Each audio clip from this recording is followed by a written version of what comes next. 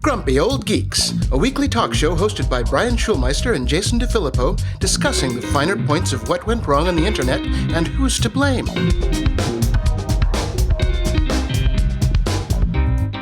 Welcome to Grumpy Old Geeks. I'm Jason DeFilippo. And I'm Brian Schulmeister. I am constantly in the state of near panic now. This is my last month here in Los Angeles, and it's weird, man. Because, I mean, you're pretty used to just like picking up and going. I don't move all that often. I've done it a couple times in my life, but it's been quite a long time. And 110 for me. Well, there you go. This is my first time moving with a wife and kid. And to another country, and moving to another country, and the psychic like weight of just everything right now. Like anytime I go anywhere, in the back of my mind, I'm like, is this the last time I'm ever going to be here? And then everything in my house that I pick up, I'm like, do I need to pack this now, or do I need this for the next couple of weeks? What do I do? What do I do? It's like constant. And then there's also like the whole like, I should be going to see people, but no. But okay, well, let me give you Jason's tips for moving. One, you will be back. 2, you will see these people again. And and 3, pack it. Just fucking pack it. That's it. Kind of, those are my tips right there. That's kind of where I'm at now. Exactly. So thank you for that. Also, the COVID thing helps because in the back of my mind, I'm also like, I haven't seen this person for a year and a half anyways. Why start now? Exactly. So there's a bit of that. And yes, I will be back to see people, and I'm kind of giving up on it. And there's even a more practical reason to not see people at this point, because we do have to take one of those rapid COVID tests before we get on the plane, and we have to show that we don't have it. So I need to not be exposed to any, even though I've been vaccinated. I need to not have it. Otherwise I don't leave. So exactly. And the Delta variant, is out there right now. So just stay the fuck at home. Stay the fuck at home. Stay the fuck at home. Where it's at. Yeah, just do that. So, pack your shit up and get it out the door. And yes, you will be to these places again. Look, life is long. You are coming back. You have family here. Yeah, hopefully. Look, it's longer than you want it to be sometimes. Let's just get that out of the way. That's kind of how I'm feeling at the moment with this overwhelming sense of everything. So, let's go a bit faster. Yeah, and just throw if you haven't seen it, touched it, liked it, or used it in over, I don't know, a year, throw it away. Don't spend the money on moving it, because you can always buy it again, and you probably won't need to. Exactly. That's honestly it. There you go. Yeah. Says the guy who has bought the same things multiple times. Exactly, but I have saved money then, because I used to put the shit in storage. That's that's a money pit. Yeah. Yep, that's a money pit. I've got a storage locker right now. I've got stuff in there. You have to do the algebra on, is it going to cost more to store it or buy it again? And if they're keepsakes, I mean, basically I have my gold records in my storage unit right now, which I don't want to have to rebuy. And a lot of the movie posters I have are signed by, very famous people. So like I can't replace the Mission Impossible 2 poster that's signed to me from John Woo. I can't replace that. So, but I can roll it up and stick it in a tube somewhere and throw it under a bed. I don't need it in a frame that's ready to go. But you have to do that balance. Yep. And agreed. All of that shit is going to be hung lovingly in my garage. That's where it goes. That's where it eventually ends up, Yeah. And speaking of keepsakes, we have a bit of follow-up here from famous people. Tim Berners-Lee has sold the NFT of his source code for the World Wide Web for $5.4 million. Now, I think you and I both felt like, good on him. Take the money. This is an NFT we don't mind selling for stupid amounts of money. And it did. If you can get money on an NFT, take it, because the people who are buying it are morons.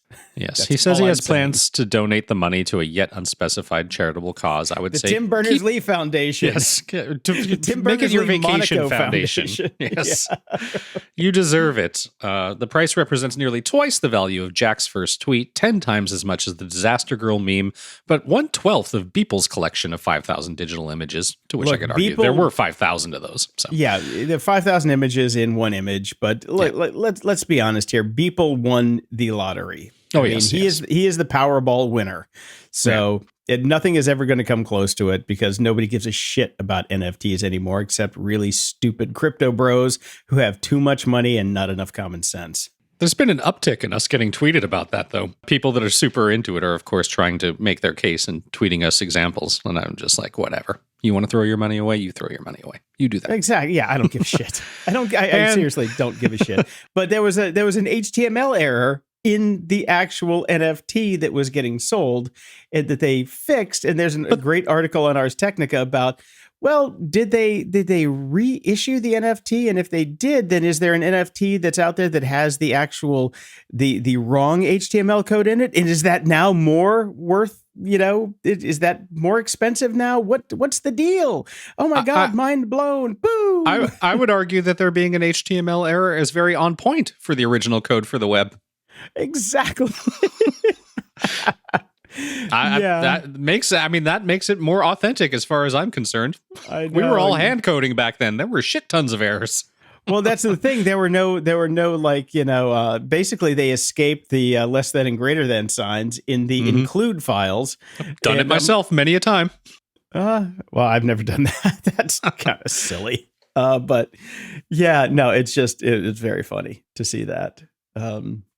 I have a little bit of follow-up as well.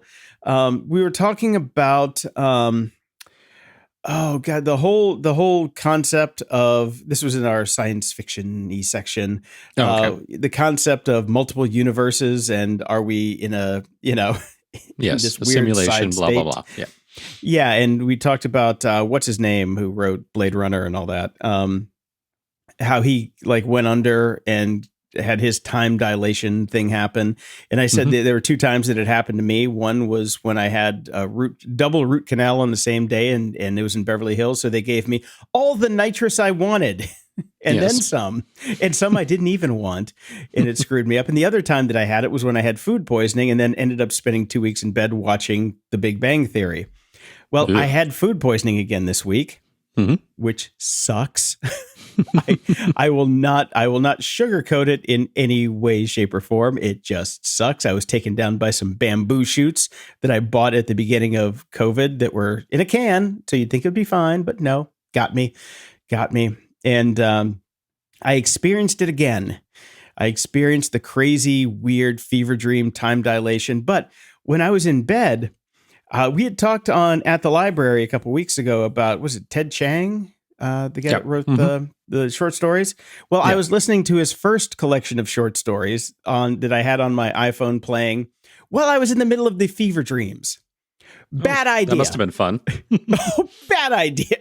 Really, really bad idea. Because I was living them as I'm hearing them. I had, it coming in one ear, coming out all the other orifices with the other stuff. And then just my brain exploded. I'm just like, oh God, this is so bizarre. And I'd wake up out of the fever dream and smack my phone. I'm like, shut up, Ted. Shut up, Ted. Shut up, Ted. It's been a weird week, man. It's been a really weird week. That's all I gotta say. In the news. In the race to unzip billionaires' pants and send the rocket out into space, it looks like Virgin Galactic and Richard Branson's pants are going to win. He set his date. Sorta. He set his date for the Spaceship Two Unity's next rocket-powered test flight on July 11th, which is a week before Jeff Bezos' Blue Origin's first tourist flight is scheduled to launch. Thus, giving Bezos sloppy seconds, apparently. Well, here's the thing. July 11th, that's 7-Eleven. If he does not have this sponsored by Slurpee, I would be amazed. I don't believe he does. So Virgin will be broadcasting a live stream so you can watch it happen as everywhere, basically. And if the mission succeeds, they will restart ticket sales soon and conduct 2 additional flights before it starts paid flights next year. So Branson might win the bigger dick, or at least the faster dick race, but Bezos is winning the bigger dick PR here. I don't know if you heard, but this was a very good move. It's no Slurpee, but it's good. Mary Wallace Funk, an 82-year-old pilot who was prevented from becoming an astronaut in the 1960s because of her sex, will join Jeff Bezos on his rocket ship company's first human flight into space. So nice move there. Yep. Yeah, no, that's good. And also, Jeff Bezos's PR also came out with Branson may be going first, but we're going deeper. Seriously, I'm not. No, fucking really? with you. You didn't make Yeah. that up? No, I didn't make that up. Wow, I was going to give you a round of applause for that one. Nope, I didn't have to. They're going deeper into space. So Okay. Jeff Bezos is going deeper with Jesus Wally Funk. Christ. I'm not making that up. Yep. Meanwhile, Musk is just masturbating on a couch, apparently. No, he's smart, man. He's just kicking back and going, I make the rockets. I don't ride the rockets because I would like Because to keep the money. Life. Yeah. Yeah. Like, you dumb shit to get up in your rockets. Let's see which one blows up. I know that there are these, unscheduled rapid, what the fuck is it's like unscheduled rapid deconstruction or something like that. Something Basically, like the that, shit yes. blows up. He knows the rockets blow up. Yes. Well, in more terrestrial news, Facebook is testing warnings for users who may have seen harmful extremist content. They have 2 new prompts that pop up, That should be on every Facebook page that you've ever looked at. pretty much. It's simple. It's like the fucking GDPR cookie shit now. Yes, one pops up aimed at people who may know someone who is falling into extremism. Are you concerned that someone you know is becoming an extremist? It reads. Too fucking late, I reply. Another prompt appears to warn users who may have encountered extremist content on the platform. Violent groups try to manipulate your anger and disappointment. It says you can take action now to protect yourselves and others, to which I replied, yes, the violent group is Facebook. Exactly. That is trying to manipulate my anger and disappointment. Uh-huh. Yeah. So instead of trying to block or ban or remove content, they are throwing up little pop-ups that say, go talk to these people instead. And they're sending people to a group called Life After Hate or other resources, according to CNN. Oh, Jesus Christ. These fucking idiots. You saw the video, I'm assuming, of Zuckerberg on his little wakeboard thing my with the flag. God. Never Yeah. before have I wished I owned a bazooka. Oh my God. So, I mean, the funny part about that is he's out there riding his little thing with his flag. And at the same time, Facebook was blocking the hashtag revolution. Because, you know, we won the Revolutionary War. Yeah. 4th of that's July. What the 4th You of would July think is for. that- Exactly. We, sorry, Brits, fuck off. We won. They banned the hashtag revolution in the middle of the celebration for the revolution, which Zuckerberg was out riding his little twat toy for. So there you go. Yeah. Well, TikTok has decided they need to make some money. They're selling their AI now on the open market. The Financial Times has learned that parent company ByteDance has quietly launched a Byte Plus division that sells TikTok technology, including the recommendation algorithm, which I believe we have all stated is probably the best recommendation algorithm out there. In fact, frighteningly so. But you can also buy computer vision tech, real-time effects, and automated translations, among other features. So, I think they basically kind of figured out, well, we've taken the social media thing about as far as we can go money-wise, so let's figure out another way to make some money. And it makes sense. So it's going to help them compete with other big companies, and they're going to turn themselves into a big tech powerhouse with this. Maybe. It makes sense. It totally makes sense. Mm-hmm. I would do the same thing. If their revenues are flatlining, then that's the next step. That's the next step to take. And I think YouTube should maybe be a subscriber to that. I'm just saying. I can think of many companies that we use day to day that could probably use a little help from these fine-tuned tools. So the AI. Speaking of the AI, I want to hire George Takei. I think is he on Cameo? Because if he is, we need an oh my that's AI. Yeah. AI. GitHub previews new AI tool that makes coding suggestions. And this is not just autocomplete.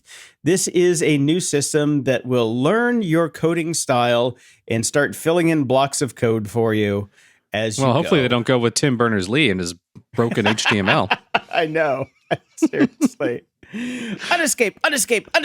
Please, unescape. So this is like a pilot program right now, but it is called GitHub Copilot, which is great. They're saying that it's like having it's like pair programming, but without another human next to you.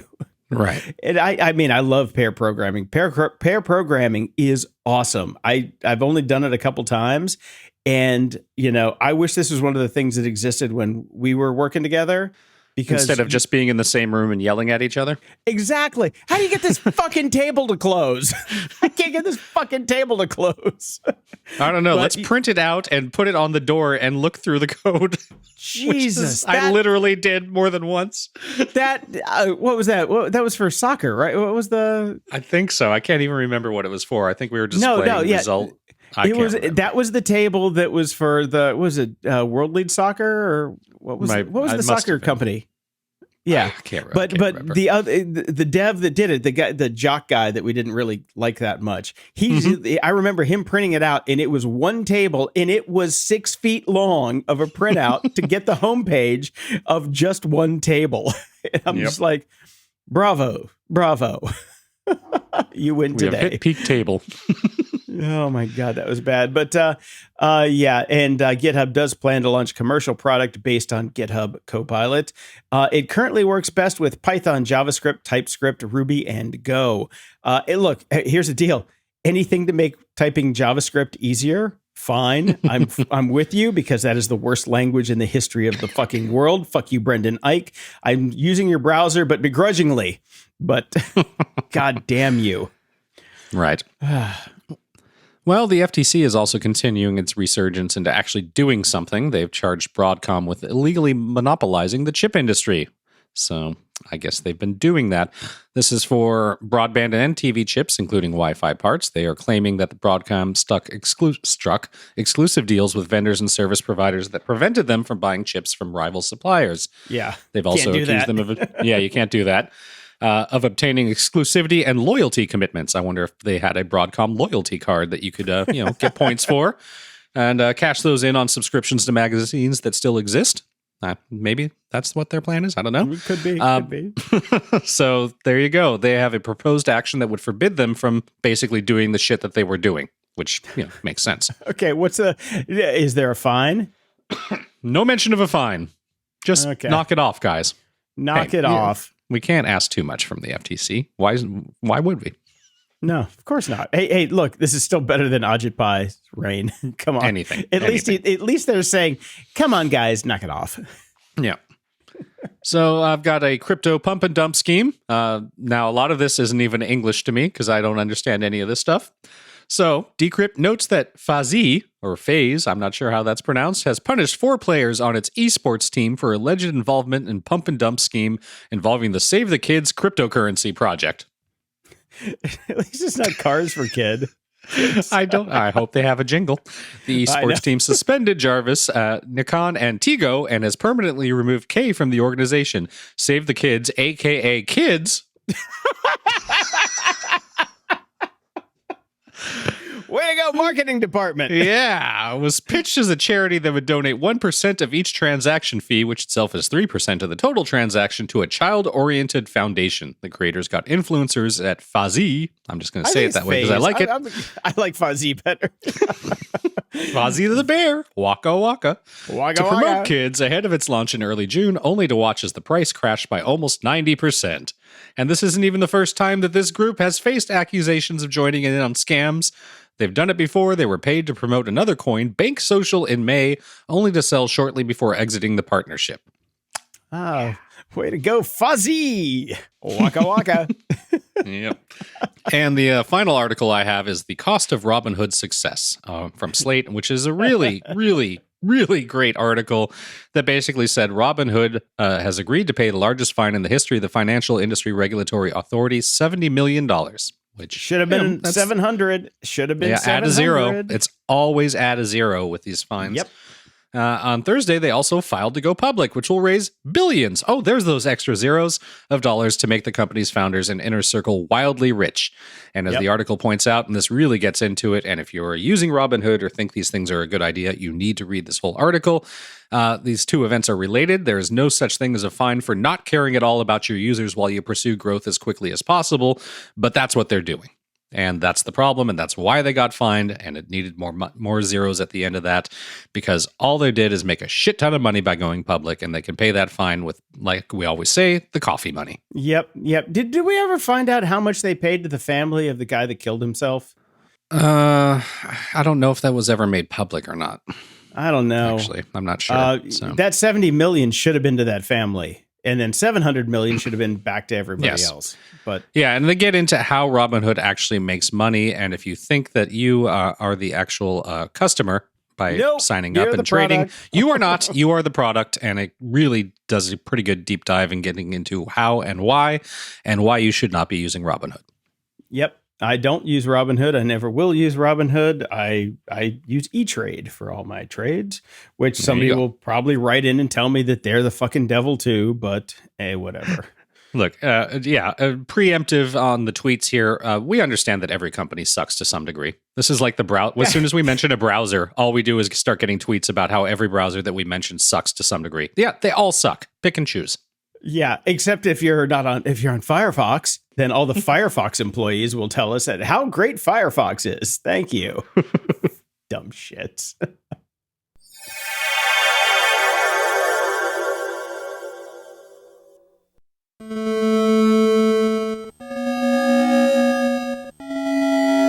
Media Candy. So because I've been packing, I have not been able to really sit down and watch anything. I'm not even sure if there's anything I wanted to watch, although I'm looking over at your list and there's a couple things in there. But I've been powering through. As soon as I finish for the night, I give myself a 22.5-minute treat before going to bed. Talk about adulting there. I am living the life, Jason. A day for me. I am living the life, and all should be jealous. So I've been powering through Star Wars Rebels, and I have to say it's very enjoyable. This is. If this were live action, this might be my favorite Star Wars thing ever done. It's not. It's a cartoon, and it has cartoony elements, but it is very good, very well thought out, and I can see where a lot of The Mandalorian came from, and David Filoni's style, definitely. So, really liking it. It's good. There's 4 seasons, and I've worked through 3 of them already, and it's good stuff. So I thought this was new. How are there 4 seasons? This has been out for a while. Star Wars. No, there's the show that you're thinking of is a different one. I can't even recall what it's called right now, but this is an older one. This was after Clone Wars The Bad Batch is the new one. That was the one. That's the new one. Okay, that's the new one. So. Yeah, because you said it was like where you saw the Mandalorian from. I'm like, I thought this came out after that, but yeah, no, this is pre-Mandalorian. Yeah, okay, pre-DeLorean. That's right, pre-cocaine in the wheel. Oh God, cocaine. I miss you. I'm old. Never mind. Yes, we're adulting now. Well, those days are long gone. I can barely walk up 3 Cocaine, steps. the only way to work through HTML tables that are printed out. Exactly. How the web was built. 1 8-ball at a time.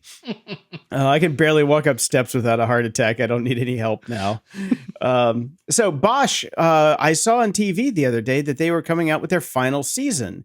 Yes. Season 7. And I was just like, aw. And then I realized, wait, I haven't watched Bosch since season 3. So I'm probably part of the problem here. The issue was, back in the day, I was reading all the novels at the same time as when the show came out. And then that season that came out, season 3, I'm like, oh, I've seen, because they merged 2 novels together in each season. And I'm like, I just read both of those books. So I'm like, I don't want to watch this because I know how it ends and whatever. So I'm going to give it some breathing room. Well, I gave it like 7 years breathing room. and now they're on their final season. So I've started to go back, and I've forgotten all the novels, and I went back and watched those seasons. I'm up to season 5 right now. And, because here's the deal. All of the stuff that's here on my list this week is thank you, food poisoning, and fuck you, bamboo shoots. Because I have not been able to get more than 7 feet away from a bathroom at any time this week. But you and my mom can sit and have long discussions about Bosch because she reads the books as well, and she is catching up on the show and absolutely loves it. Oh, it's amazing. I've heard it's very good. There's some Star Trek crossover as well, which I kind of like. You got Jerry Ryan and Linda Park have both been on the show for extended stints, apparently. So yeah, very cool. Well, maybe that was in the previous seasons. I haven't seen Jerry Ryan not in the stuff that I've been watching at all. So I know Linda Park is in the current ones because I follow her on the IG and she's always posting about it. Who's Linda Park again? She was from Enterprise. Oh, I didn't watch Enterprise. That was the one I didn't watch. So, but here's the deal. The cast is stellar, no matter what. Titus Welliver is just awesome. I love that fucking guy. And yeah, I mean, seriously, it's one of those series that I'm sad that it's gone, but I'm glad that it brought me back to it, at least for the 10 episodes per season that I get out of it. So that's my evening. I don't have 22 minutes. I have 2.5 episodes a night. Right. So, and The Mole has finally come to Netflix. Right. This was it was a reality series that was hosted. It was hosted by Anderson Cooper. That's where I was going. Anderson Cooper. This was in between the time, but this was really before he became Anderson Cooper.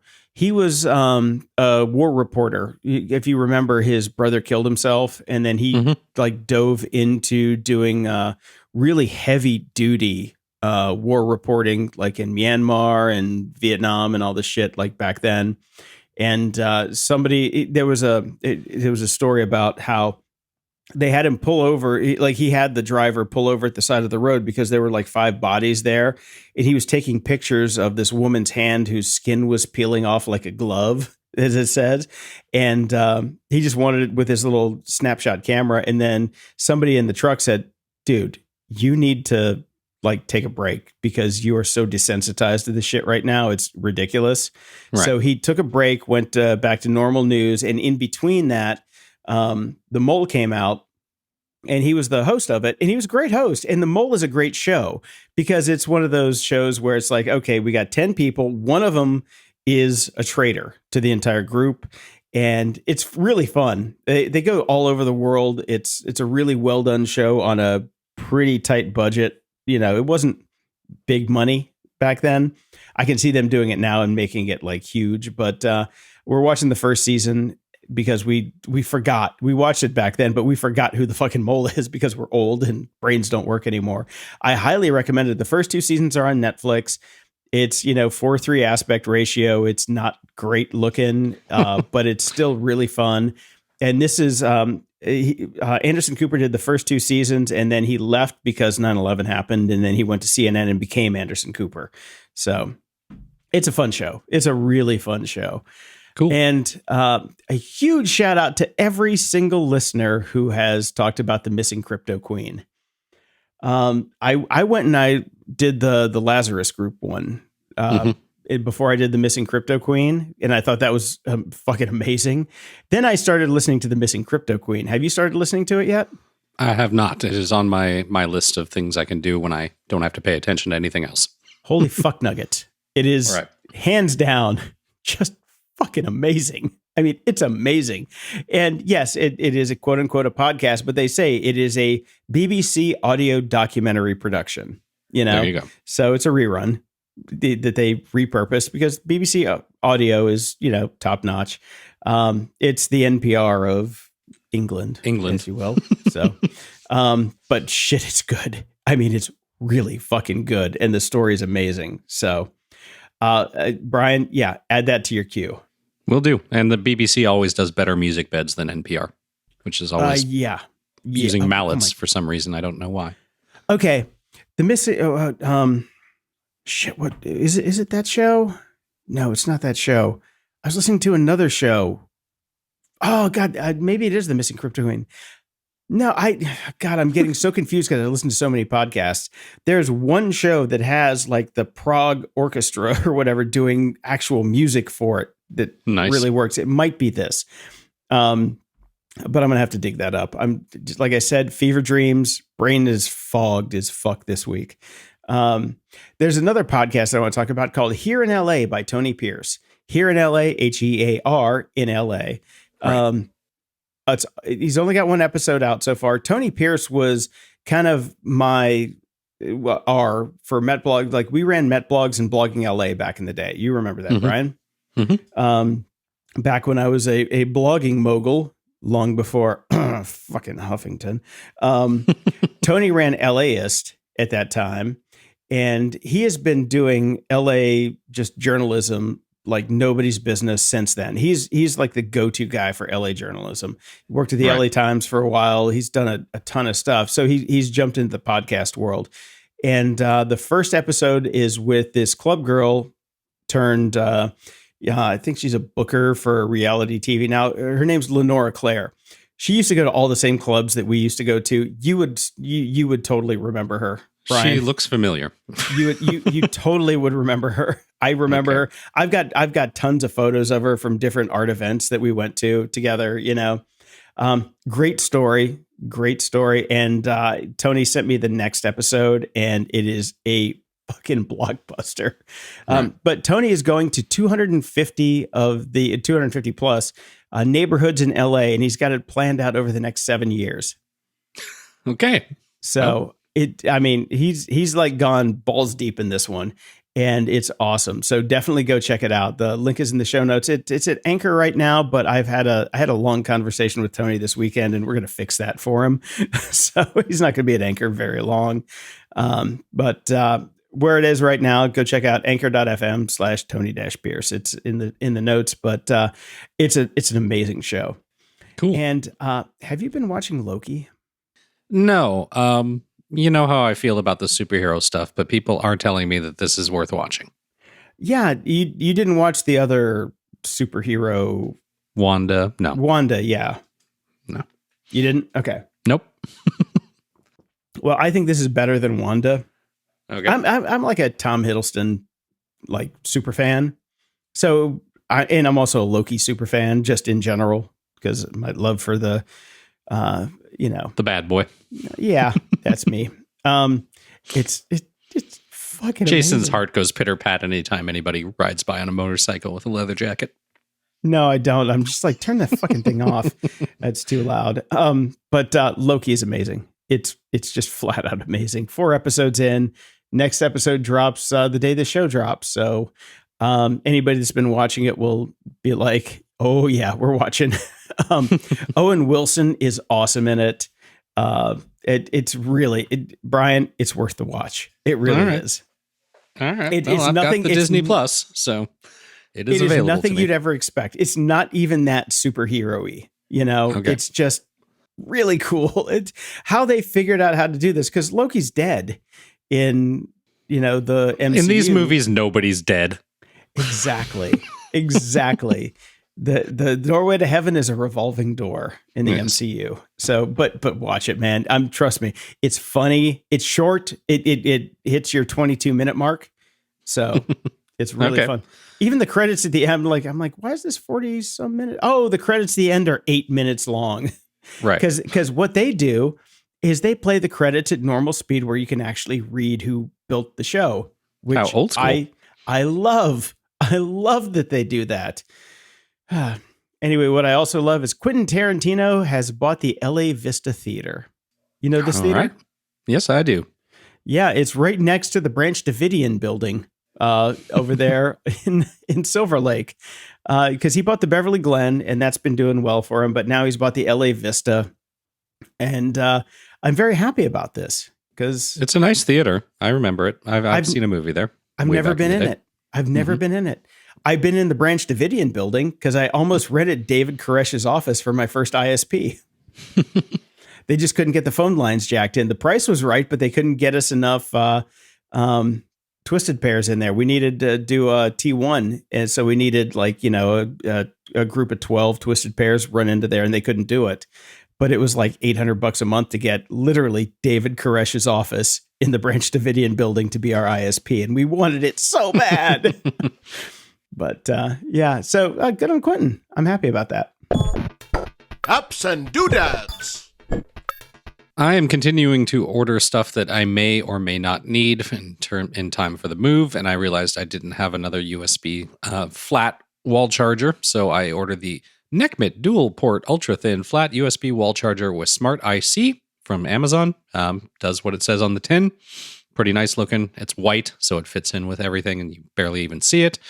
And until I can actually replace all my outlets with the ones that have the built-in USB chargers, this is fantastic. So it does the job.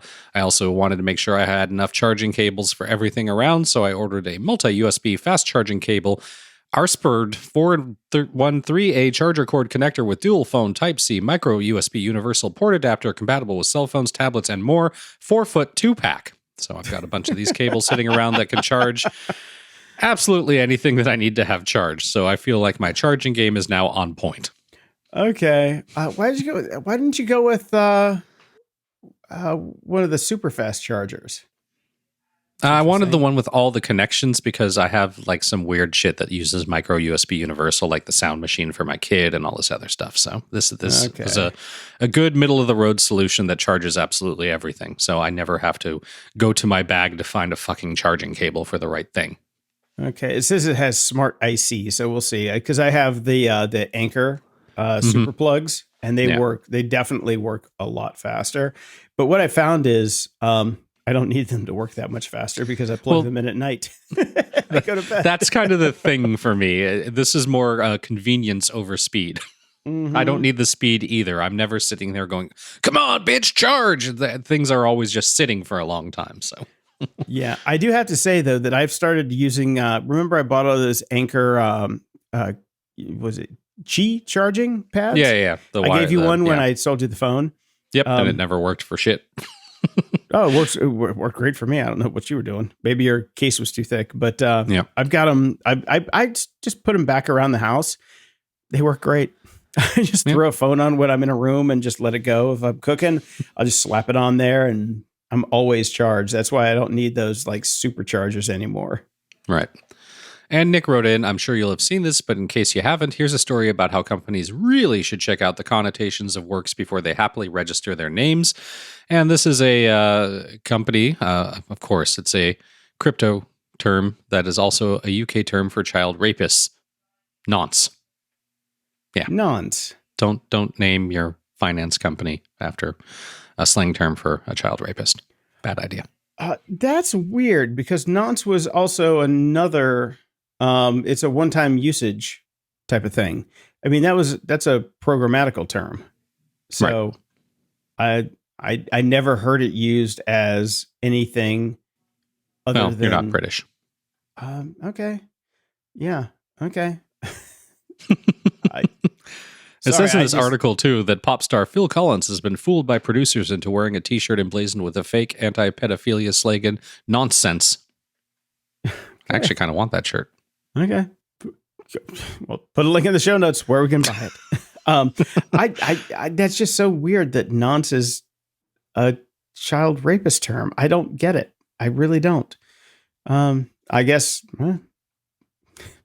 depends on where you live. Fuck, I don't know. Many things do. Oh God, what did Elon Musk call that guy? He just called him a pedo, right? I think so. Yeah. He's South African. He's not British. Exactly. In South Africa, pedo just means weirdo. It means guy who wants to go to space. Duh. Okay, next. Moron of the week. Brian, we have a new law in Norway that mandates social media influencers disclose photo editing. How do you think that's going to work out? Nobody's going to do it, but I like the idea. I'm down for it. I think if you have to hashtag your shit if it's a paid ad. I think you should have to hashtag your shit if you've like removed 10 pounds of cellulite or made your boobs bigger or whatever. Yeah, I'm down with it. But do you have to do that if it's not an ad for weight loss? If it's just your own thing? If it's just some dude on a beach and you want to add some abs, does it really matter if it's just like tagged with a stupid slogan that says, live your dreams, some shit like that? Does it really matter? No, I think it only matters if you're actually making money or attempting to deceive the public. Weight loss programs, all that sort of stuff. Who the fuck's going to enforce this? The internet police? No one. The Norwegian the internet police. Are they going to enforce it? Well, they've been hiring up. No, this is the stupidest fucking thing I've heard of. We tried to have that here. The FTC tried to do shit like this. I'm sorry. Every single photo that comes out of your camera that goes on the internet has been edited in some way, shape, or form, deceptively or not. If this is advertising, it should have been run through their version of the Federal Trade Commission, because then it would have been false advertising. But if it's fucking for influencers, just know that it's bullshit to begin with, because influencers have nothing new to say. So fuck them, fuck Norway, fuck the whole lot of them. There go our Norwegian listeners. All two of them. Look, man, we're big in with the Swedes. I'm sorry. I have not gotten an email from a single Norwegian listener. Have you? You will now. Fuck yeah. Rock on. Security? Ha! Dave Bittner is back again. Dave is the host of the Cyberwire podcast, co-host of the social engineering podcast Hacking Humans with Joe Kerrigan, co-host of Caveat with Ben Yellen, where they discuss law and policy and surveillance and privacy. And finally, he's the co-host of Recorded Future, where he takes you inside the world of cyber threat intelligence. Welcome back, Dave. Hello. Good to be back. Happy post 4th of July and all that good stuff. Yeah. My dog survived once again this year, despite his thinking he would not. So I either now know a lot more dog owners than I ever once did on social media, or the tide against fireworks has changed, because all I saw for the week leading up into the 4th of July was, I hate all you people that launch fireworks. Yeah. Posted everywhere. So I, for one, enjoy fireworks. Lit off some with my son. It's technically going to probably be my last 4th of July in the United States, so I figured go out with a bang. Turncoat. Still have all my fingers. All good. That's right. Yeah. Well, we got the dog high this year, so that helped a lot. Did you do the CBD treats? Yeah, exactly. Yep. Actually, THC. Yeah. So, you got him stoned. Yeah, exactly. Just gave him a half. Did he just sit there staring at his paw in the corner? Yeah, the whole pretty much. time? The colors. For a little while, the he stood at the doorway to our screened-in deck and just kind of stood there and stared outside while things were. We could hear them. We couldn't see any from our house, but we could hear a lot of them. But he was remarkably chill, and he is a very excitable dog. So. It seems like we dialed in a good dose for him, where he wasn't stumbling around or anything, but he was just kind of chilling, and so nice to have That's that nice. dialed in for the sounds future. like you were Yeah. definitely in kind of a more laid back area where it wasn't too bad. Los Angeles was a war zone. I mean, I saw an aerial video, and it did look like a war zone. It's as if illegal fireworks were on sale at Costco for the last 2 months. That's right. It was fucking insane. I don't know. I've personally have never bought. I can't say I've never bought. When you were a kid, getting a hold of those firecrackers. Those what were they called? I mean, it's the whole reason to stop it south M80s. of the border. Yeah. Getting a hold of an M80 made you the big kid on campus during recess. So that was. But as an adult, I've never bought any of these launch into fucking space, beat Jeff Bezos rockets that everybody had. Right. They look like a Wile E. Coyote device. Yeah, they do. Yeah. And the names of some of them are very much like Acme fuck you up. And it was kind of a strange thing, because my son, we kept him up way past his bedtime just to be able to launch our safe and sane fireworks. And as we drove through Los Angeles from my mother's house in Orange County to our place in Santa Monica, I mean, it was like, am I on a road in Iraq somewhere? What the fuck is going on? Yeah. It was just nonstop. The car would shake because so many people were shooting them off near freeways because, I don't know, less houses to burn down. So, well, even audience. So it was pretty intense. Yeah, we saw some video from near us in Ocean City, Maryland, where evidently the truck full of fireworks for their display went off early. Yes, in the truck. Like in the morning, in the morning. And so no fireworks celebration for Ocean City, Maryland that year. No boom for you. Well, one big boom, but no little booms. Yeah. What a nightmare. Yeah, we had an illegal fireworks arrest early in the week that they tried to do a quote unquote scheduled demolition of that blew up half the neighborhood. I saw that.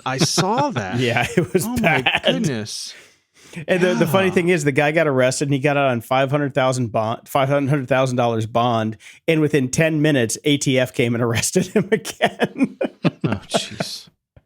Wow. Yeah. Wow. Yeah, he had Well, 30,000 pounds of fireworks in his backyard that he would drive to Nevada and buy and bring back in like moving trucks.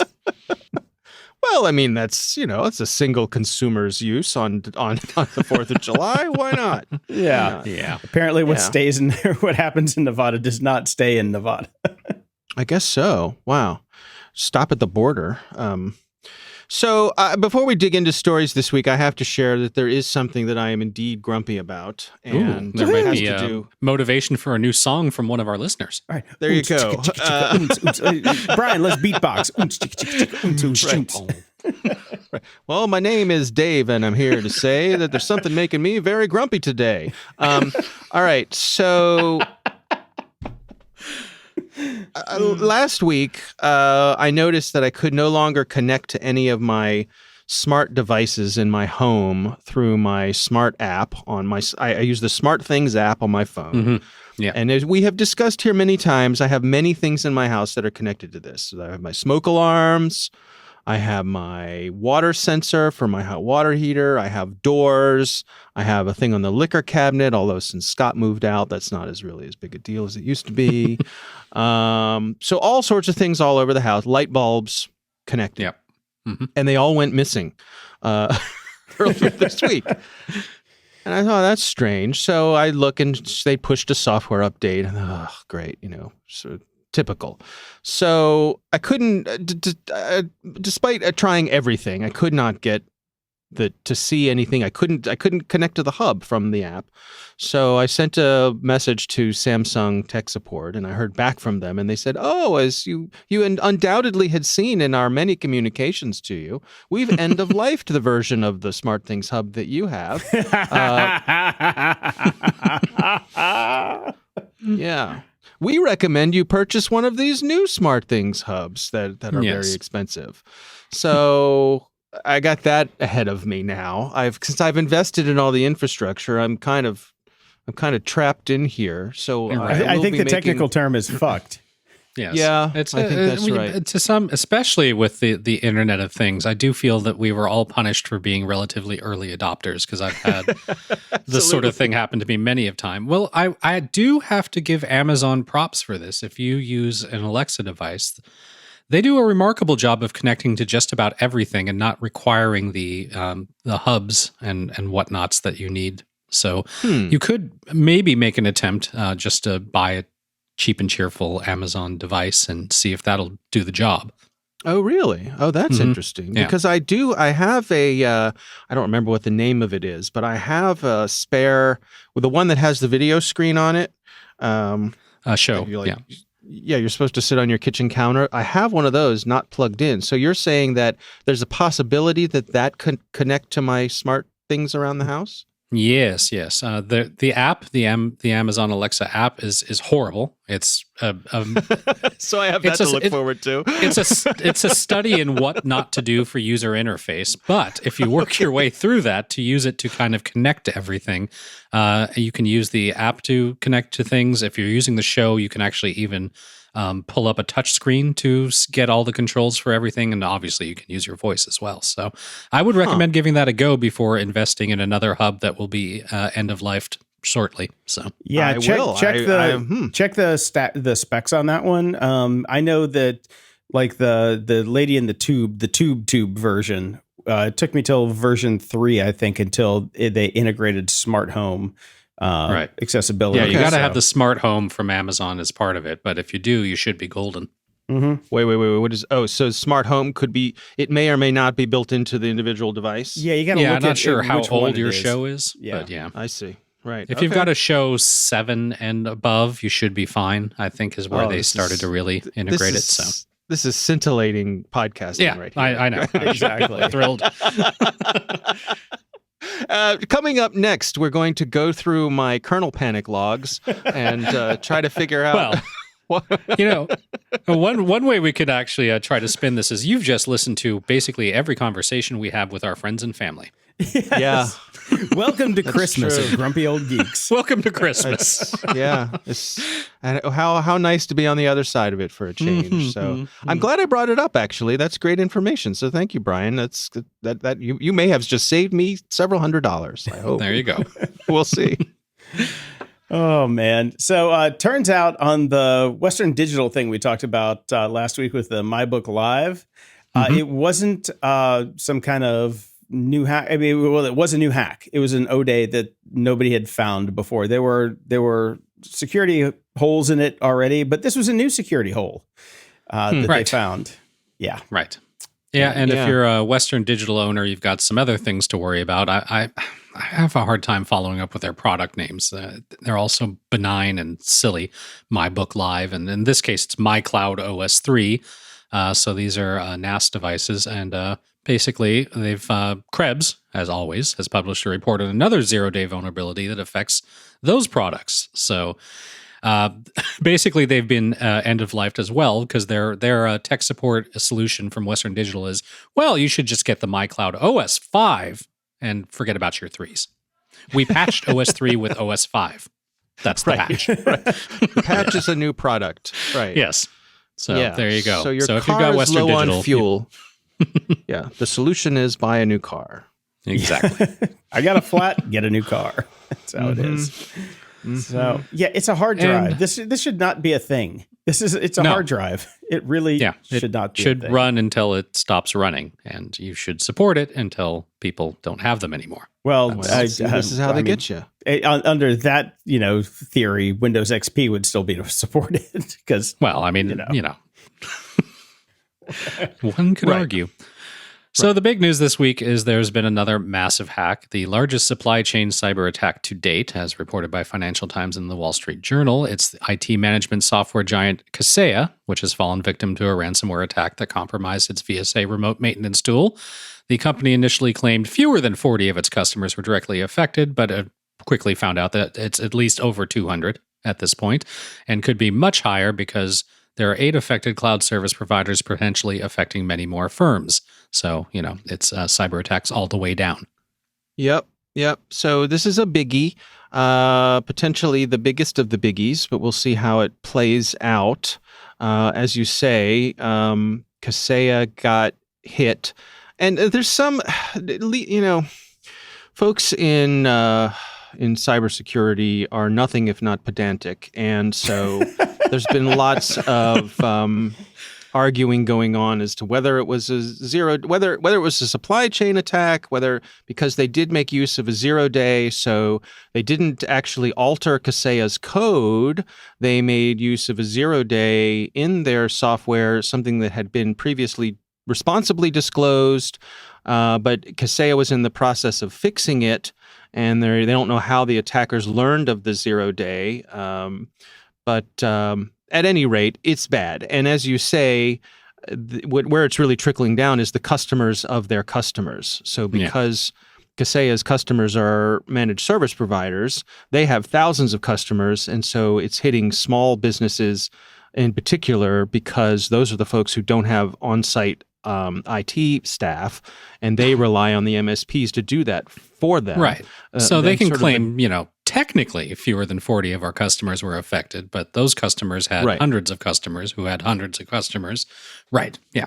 Okay. Right. And to me, this is this is a supply chain attack because it's coming to you from the people you get your stuff from.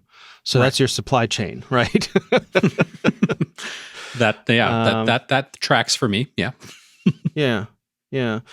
So the other interesting thing is that this is from the gang REvil, who's a Russian gang. They have an affiliate model, so we don't know who of their customers may be behind this. But they have put out the call that they want. Well, originally they asked for $70 million to decrypt everything. They were going to give away a master code that would decrypt everything. They've lowered the price to the low price of $50 million in Bitcoin. 4th of July sale. So if you act now, you get 2. Right. So the speculation is either maybe they don't have the infrastructure to handle the payments of all those the thousands of people who are potentially hit by this, or maybe they want to reduce the surface area of their Bitcoin so that it's harder to track all the different payments from all the different places coming into a bunch of different Bitcoin addresses. There's speculation about all of that. But I suspect it's going to be weeks before we really know the true extent of this. Yeah, it's a bad one. I also saw, actually a couple minutes before we started recording here, I saw that in their latest press briefing, the White House was responding by saying that there will be appropriate response, that the highest levels of the White House have been informed of this, and if necessary, there will be appropriate response. Again, there's speculation that this coming just a couple of weeks after Biden and Putin got together, that this may be the Russians kind of thumbing their nose at us, which is possible, but it could also just be Russian shenanigans. Yeah, exactly. Russian ransomware folks being Russian ransomware folks, and away they go. Right. Yeah. If the proper response doesn't include bullets, then it's not a proper response, in my personal opinion. It's getting to the point where we need physical response to these virtual attacks. Yeah, I mean, I guess it's an interesting point, and certainly lots of people talk about that. The danger there is now things could spin out of control in the physical world. I've heard folks say that you want to get these people's attention, shut them down on the financial market. So go after the Russian oligarchs and freeze their funds. And so now they get mad at Putin for having their money taken away from them. And that could get their attention and have them knock it off. But we'll see. Yeah, we do that on a couple different levels already, though. And it hasn't really helped a lot. Yeah, so. I think you're right. I think you're absolutely right. Yeah. Yeah. I did include a link here that we can put in the show notes. I thought the folks over at Malwarebytes had a particularly good explainer of exactly what's going on here. And they include both the technical for folks who are into that, but it's also written in very approachable, plain English. So if you really want to try to get a sense for what's going on here, step by step, they did a nice job of that. So I'll include that link as well. Excellent. Cool. Very cool. Finally, something we covered today over on the Cyberwire that I thought might be, well, there's sort of a fun element to this. Ars Technica had a story that Google had kicked 9 apps out of its Play Store, and they were discovered by the folks over at Dr. Web to be stealing Facebook credentials. And I just thought the rundown of the app names was worth a chuckle. They are Pip Photo, Processing Photo, Rubbish Cleaner, InWell Fitness, Horoscope Daily, App Lock Keep, Locket Master, Horoscope Pi, and App Lock Manager. There's a pattern there, yes? Yeah. I mean, you put crapola on your device, get what's coming to you, maybe, is the ungenerous way to say it. But these are all cheap little apps that don't do much. Well, I'm sorry. If you're downloading Horoscope Daily, you get what you deserve. You get to have your Facebook credentials stolen. That's right. Sorry about that, but yeah. Yeah, I mean, I suppose it's a good thing that Google is paying attention and expelling apps. I, for one, will stick with my sure I can't get porn on it Apple device. So, yeah, and Google also kicked the developers off the app stores as well. So it's not just the apps, it's the folks who's making them. But as, of course, these things go, though, they will be back under a different name probably by the time I finish this sentence. Yes. Right. And were they fined? Has there been any, is there litigation pending against these people or? No, exactly. Come on. That's adorable. That's an adorable idea. I know. I know. Adorable. This is exactly the same as FTC with broadband this week. The end result is, hey, knock it off. Knock it off. Mm-hmm. Yeah. Right. Yeah. Oh dear. All right. Well, I mean, it is a busy week. The supply chain attack is a big deal. So we'll see how that plays out. It's sort of been dominating all the other stories. So stay tuned on that one. All right, Dave. Well, thank you for joining us, and we'll talk to you again next week. All right. Thanks, guys. Closing shout out. Over at Patreon, we have Ted. Be like Ted. Join Ted. Ted's lonely over at Patreon. Over at PayPal, we've got Matthew, John, Nicola, David, Chris, Judge, Melissa, Jonathan, Doug, Shalene, and Nikolai. Thank you very much. And over at our tip jar, where you can pay us directly, we've got John L., Florian G., Andre E., Glenn B., Brett R., and Linda M. So thank you all very much. And over at iTunes, we have a new, I'm assuming, 5-star rating here from Axe Coach David. Says, great podcast. Do you enjoy the two old guys from the Muppets that sit up on the balcony and heckle the stage? Boy, do these guys have a show for you. They sit upon their podcast balcony, heckling the tech world with an unfiltered wit. My favorite is the security portion with Dave. Dave, an unapologetic furry. Actually, that just says Fury. Dave is not Fury. Well, we have seen Dave Furious a couple times. No, if you keep going, I think maybe Fury is the right word here. All right. Brings industry insider knowledge on security going on in the digital world. Last week's remix of Dave, I'm Very Grumpy, had me laughing out loud in my car during my morning commute. Keep up the great work, guys, and stay grumpy. Yeah, that was a very Fury-driven rant. All right, everybody. Well, I do have two final shout outs. Happy birthday to my roommate and great friend for 20 years. It is her birthday today. And on July 11th, 7/11/69, the fakest birthday in the world, friend of the show, Bob Fogarty. Yes, nice. It is his birthday. Yes, he was born on 7/11/69, which is a curse and a blessing, but also quite awesome. Until next time, I'm Jason DeFilippo. And I'm Brian Schulmeister. Thanks for listening to Grumpy Old Geeks. If you enjoy the show, visit gog.show/donate to help us keep the lights on, and we'll love you forever. You can also help us out by sharing the show with your friends and enemies. It's easy and absolutely free. Show notes for this episode are at gog.show/513. From there, you can find links to everything we talked about in this episode, as well as links to our swag and Discord channel if you want to buy some stuff or chat with us and other show fans.